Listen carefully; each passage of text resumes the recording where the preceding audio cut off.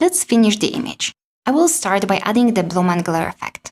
You can see it's very noticeable here. I will lower the value to 8. Now it is better. Next, let's add the filming layer and increase the rich shadows option. It is more contrasty. I like it. I will desaturate the image a bit.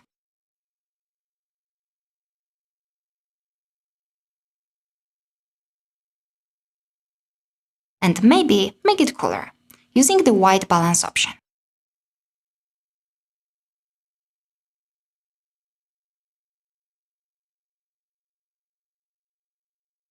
Next, let's go to the light mix option. I will make the lights above the plants a bit stronger.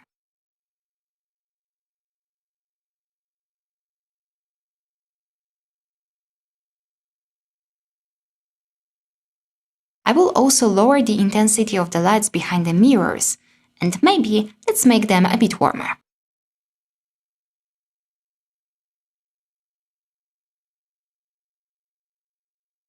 I will copy the same color to the light above the curtain. Let's adjust it a bit. Lastly, I will make the light above the curtain a bit stronger. Maybe not too much. I think that's it. Let's save all the render passes. Next, let's open the image in Photoshop.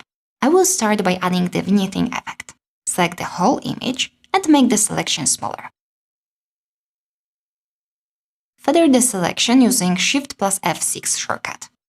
Then apply the curves adjustment layer and make the center of the image brighter. Double-click on the background layer to unlock it. Then let's go to the image, mode, and change the mode to 16 bits per channel. Don't merge the image.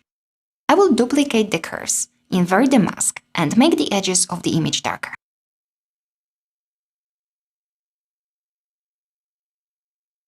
Here's the before and after. Looks better. I will add another curve adjustment layer to the whole image.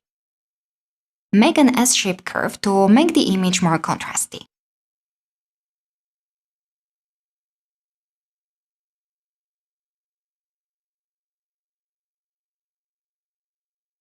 Add another curve adjustment layer and switch the channel blue. Here, we can make the image more blue if we move the point up, or more yellow if we move the point down. As you remember, the bottom part of the curve controls shadows, the middle part, middle tones, and the top part controls the highlights. I will make the image bluer only in the shadow areas. Next, let's switch to the red channel. The opposite color to red is cyan, so if we move the curve point down, the image becomes more teal.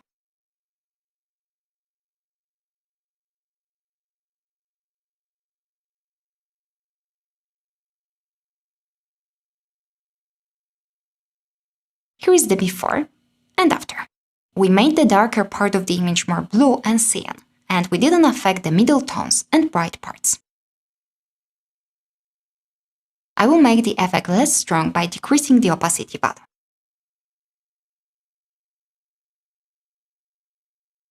Next, let's adjust the colors using the selective color adjustment. I will adjust the greens. I will make them less yellow, so they look fresher.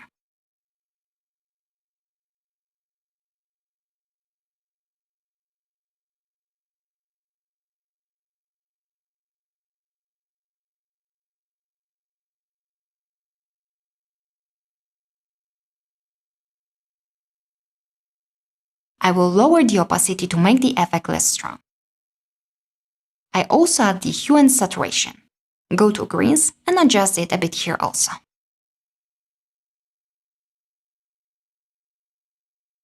Here's the before and after. I think that the hue and saturation layer is too strong, so I will decrease the opacity here too. Look at the progress so far. I will go back to 3ds Max and save another version of the render with lower exposure.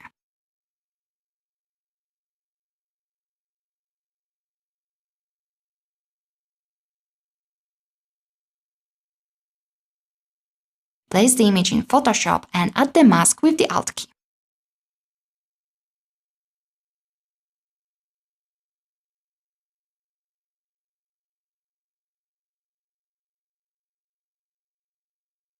This way the mask will be black. Next, using the white brush, we can paint the areas which we want to be darker. I will paint over the curtain and the bath.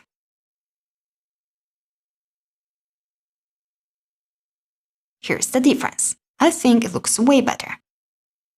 I will group all the adjustments together and rename them CC for color correction. Let's turn it off. We'll add the water to the tab using AI.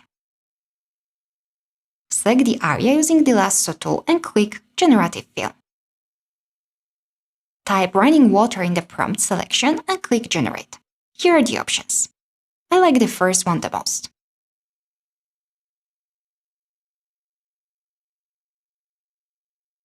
I will also replace this towel as the model is not super realistic. I will use the prompt Dark Towel.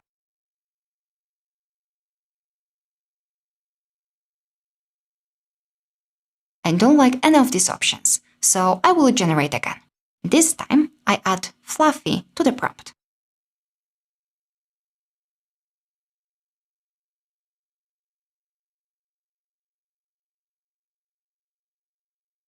The second option looks good. It's too brownish though. We have to adjust the colors. I will add hue and saturation only to this layer. Click in between these two layers with the Alt key held. Let's go to yellows and adjust the hue and saturation.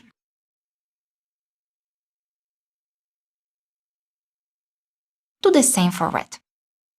Maybe desaturate it a bit. It looks way better. Here are our AI changes and here is color correction. Now let me show you the whole process, before and after. Awesome! See you in the next module where we'll work on the bedroom image.